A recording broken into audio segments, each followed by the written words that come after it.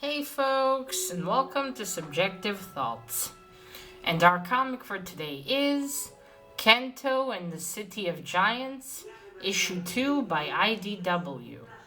Now there is fighting, a giant, half mechanical, half flesh monster, a giant bug, weapons, magic, and a deathly labyrinth.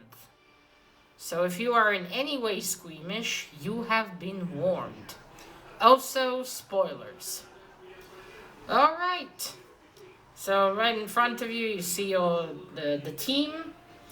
Now, the one difference here, well, actually more than one difference, I like, for instance, in the actual stories, I now see that this team is much smaller. That's for one. And this is a different artist than for the usual runs of Canto. The artist is usually Drew Zucker, but in this one it's Sebastian Paris. I probably botched that, but you see it, so you try to pronounce it. Yeah, so that's the difference. And he also did the cover. I wonder if Mr. Zucker couldn't work on this at the time. Because I think, no, Canto and the Clockwork Fairies, he drew the art and cover. Well, anyway, yeah, that's one difference. Alright, so I looked today, and I've read the first issue of this miniseries 9 months ago. Holy shit. I was like, I was shocked. Now, I don't know if what happened was the shipments got delayed, and so we got this here in Israel a lot later, or if I got it but just didn't get around to reading it and it just piled up with other comics. I can't remember. Well, anyway, I'm back to it now. So, as short as I can to summarize the first issue, Canto, together with Falco and Ricotta, they're taking the witch, this one here, to the City of Giants to convince them to join them in the fight against the Shrouded Man. On the way to the city, they come across the giants from the two giants we met already, Ba and Fra. If I'm not mistaken, those are their names. And they're being punished by the giants for, I don't know, losing their legs, maybe. Anyway, they've been buried up till their necks to be eaten alive by bugs. Canto leaves Ricotta and Falco to protect the two giants along with his Molrax. The Molrax is with them too. And he goes with the witch into the City of Giants, where he meets the King and Queen. I don't remember, they had an argument about something with him, and so they didn't want to help, and anyway, it resulted in him making a deal with them. I don't remember if the deal was to help with the Shrouded Man, or was it to free Fra and Ba? Maybe both, but anyway, they have this labyrinth, the Pharaoh's Labyrinth, I'll look later to see. And there's a monster in there that the giants cannot defeat. So the Canto offers to defeat it, and if he defeats it, they'll have to help him. So yeah, I think that was it. So where we left off in the first issue, it's Canto and the witch going into the labyrinth. All right, and now for this issue. So we're with Canto, and her name, by the way, is Elda. We find out the witch's name is Elda. It's Elda. I'll leave her name on screen just in case. But yes, we have him with Elda. He obviously doesn't trust her. He tells her, "Oh, I vile witch, don't pull anything." And he releases her from her handcuffs, shackles. Because, she tells him, "You're going to have to trust me. Both of us are going to need to... You'll need my help in here." That's essentially... Yeah, because she offers to go, right, she offers to go with him in there in the first issue. So he's kind of suspicious, to why. He's like, why did you want to come with me, witch? A vile witch. So it tells him, call me Elda, or vile Elda if you must. Because, yeah, she demanded to enter with him, and he's like, why? Then we learn that she's, let me find this already now. Is this, one expression, not expression. Okay, so she's a witch that's very good with metal, as we already seen. And what she is, come on. Okay, there we go. Pharaoh means, okay, so she tells him, have you ever heard, do you know what the word pharaoh means in the high delicates? And so she tells him it means iron. So she's a witch that can control, it seems, and manipulate iron. And she tells him, this monster in here is mechanical. It's not completely flesh like you and me. It's not completely made out of flesh. It is also mechanical. And like she tells him, I'll prove to be very helpful to you. It'll prove to be very helpful if you have a witch skilled in that art. We can see her buzzing and lifting up a piece of metal. And then her goggles turn green, or the greener. And she looks, we see her looking into the labyrinth. And she can see, I guess, she sees footprints, and paw prints of creatures that went in before. And she also sees Kento's heart. Well, not his heart, it's the shrouded man's heart inside of him. So yes, she said, it'll prove helpful to you if I'm here. But yeah, it is true. So they start making their way inside. Now she keeps calling him Little Slaver, as well. He has captured her like the slavers did, to them. So as they are about to enter, he tells her, I have a name, And she says, yes, I know your name. You and your friends keep saying it all the time. And Canto's like, oh, we don't say it that much. And he's like, do we? Now thinking about it, they do. But to be fair, they weren't allowed to have names, so you can understand why they would use them very often. It's something they weren't allowed to have before. So they go in, and after they enter, we see that the eyes of this creature they're there to hunt glowing at them.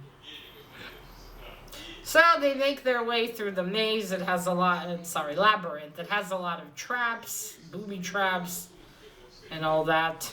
They keep going through until they reach. They don't need to reach, to exit the labyrinth. Yeah, they don't need to exit it. They need to reach the middle and find the monster. So they reach the middle, and then there's this dead crystal. Oh, before that, Canto asks, so far no sign of the monster. And she says, oh, rest assured, I'll leave the name of the monster here on screen. I forgot what it's called. It starts with an F. She says, rest assured, we may have not seen him, but he has seen us. And then they see this crystal that's unlike the other ones in the labyrinth is dead. So Canto touches it, and suddenly the shrouded man appears in it. Telling him about Elda. She will betray you. And Canto's like, perhaps once, but now I don't think that she will. Then the shrouded man mocks him, telling him, you are even more foolish now that you have my heart in you. But don't worry, I'm going to come soon and rip it out of you. Words to that extent. Canto says, we are not your slaves, and then the shrouded man starts to disappear like the Cheshire cat from Cheshire cat from Alice. Slowly fades, and all you see is a smile. It's kind of weird to see. But nice touch, though. So he smashes the crystal, it breaks, and he's like, Elda, are you okay? But Elda disappeared. And Kento's like, so you did betray me. Oh well, I will fight this thing without you. He gets up and he's like, how ferocious can it be? And behind Kento, the beast is behind him, like. And then suddenly Kento glances behind him and he's like, oh. And it is a massive one. Well, in comparison for him, probably. It's like, oh. And that's it. To be continued. Alright. Let's get to the art first. So the cover's okay. It's pretty nice. I think there's, you'll probably see it. There's a cover by Zach Boer, but I think that's for the. Is that for the issue? Is that for issue 2 or 3? What was it? I think it was for issue 2 for this one. Yeah, it has to be issue 2. It's quite. I like it. All right, so there's the art. I can only show you the first 3 pages. So as you can see, I don't remember what I said about the style in the first video. I wonder if I said that I don't like it too much, because, yeah, I don't know if it's just that I'm used to Zucker's style, and that's the style I associate with Canto, or is it because I just don't like this style too much? I'm sorry. I think it's both. I think I don't like it that much, and I'm very used to Zucker's one. And so I think he does Kento's expressions way better than Mr. Sebastian. I don't know. That's how it feels to me. I think he does the expressions better. And the coloring is better when Zucker does it as well. Though I think someone colors with him. Yeah, I think someone colors with him. But anyway, that combo is way better than this. I prefer it, but overall the art's not bad. It's well done. I think in Clockwork Fairies, Kento and the Clockwork Fairies, he did the art there. The witch, I also liked more how the witch looked there. I mean, she looks essentially almost the same, just the details are better, I think. Alright, so as you see, that's the beginning of the labyrinth. These are all those crystals that are in there. There we go. But yeah, overall it's well done. I just don't like it that much. Anyway, definitely not as much as Zucker's style. Oh, alright. So there we go. That's the second issue of Canto and the City of Giants. I do look forward to find out what happens in the last one, which luckily I have. Because whatever happens there, it's mentioned in Canto 3 and Lionhearted. Well, I got a bit of a spoiler for that, I think. Yeah, because they're supposed to go. Anyway, I won't go into it here. Yeah, so that's it. This is also a nice mini short story. I think maybe in the case of this one, they could just combine it into one. Yeah, I think they should have combined this into a one shot that's just longer.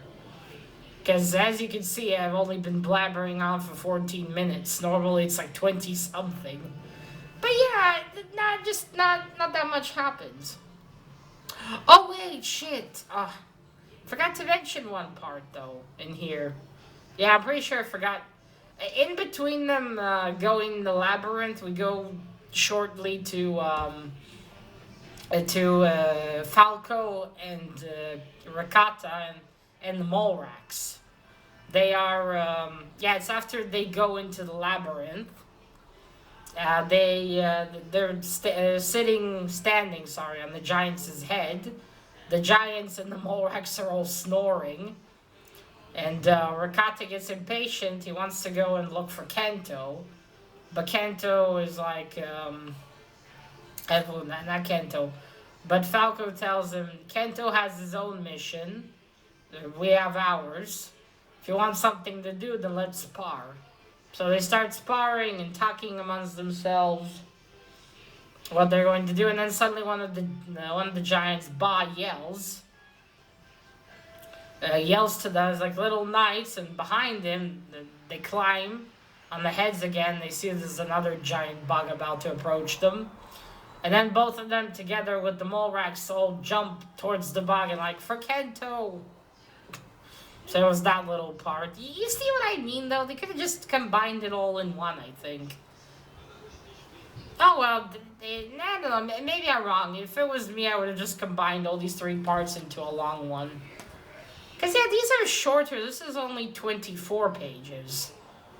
I think the regular series is maybe almost 30 pages. Oh, well, but yeah, this one's going good.